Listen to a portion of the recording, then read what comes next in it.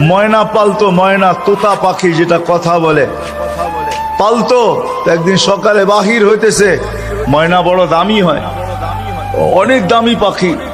তো বাহির হইতেছে, তো ময়না জিজ্ঞাসা করতেছে মালিক কোথায় যাবে? শিকার খেলতে যাব, শিকার জঙ্গলে। আমার ভাইদের সাথে দেখা হলে আমার একটা সালাম দিও। তো যখন জঙ্গলে ঢুকছে তো যে দেখতেছে কতগুলা ময়না ডালে বসা আছে। তো নিজের ময়নাটার সালামের কথা মনে উঠছে, তো ডাক দিয়া কইতেছে শোনো, তোমাদের মতো একটা ময়না আমার বাড়িতেও আছে, সে তোমাদেরকে সালাম দিছে। এই কথা বলতে দেরি এই ময়নাগুলা ডালের থেকে পড়া মরতে দেরি হয় না।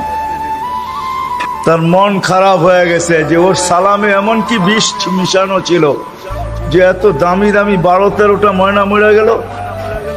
তো শিকার না খেলেই বাড়িতে চলে আসছে। তো ময়না জিজ্ঞাসা করছে মালিক এত তাড়াতাড়ি ফিরলে, হাতে তো কোনো শিকার দেখি না। তুই কথাই বলিস না। বলে কেন? তোর সালামে এমন কি বিষ ছিল যে তোর সাথীদেরকে সালাম দিতে দেরি, একটু মরতে দেরি হয় না। এই কথা বলতে দেরি, নিজেরটাও মরতে দেরি হয় না, ওইটার সাথে সাথে মরে গেছে। তো খাঁচার দরজা খুইলা সামনে নিয়ে বৈশা অনেকক্ষণ কাঁদছে, না লড়েও না চড়েও না, চক্ষুও খোলে না। আর কতক্ষণ কানবে? বাস ওইখানে তো ওইখানে লাইখা যে উঠা দাঁড়াইছে ময়না, বাস উড়া যে চালে বসা গেছে। তো বলছে এটা কি করলি?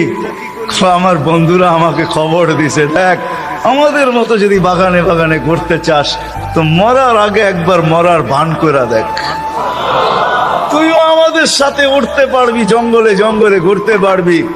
ওইটা মরা ছিল না, ও আমাকে চিঠি দিছে, চিঠি বার্তা দিছে, বার্তা দিছে। এই জন্যই আল্লাহ ওয়ালাদের কাছে, যাদের বয়স হয়ে গেছে আর কত করে, জান আল্লাহ ওয়ালাদের কাছে পড়া থাকেন, জান আল্লাহর রাস্তায় পড়া থাকেন।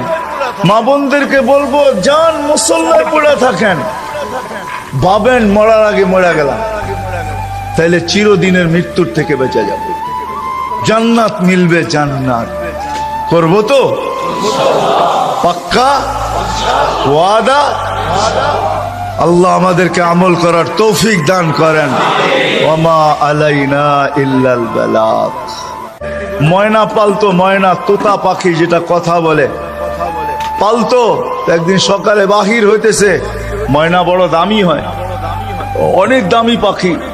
তো বাহির হইতেছে, তো ময়না জিজ্ঞাসা করতেছে মালিক কোথায় যাবে? শিকার খেলতে যাব, শিকার।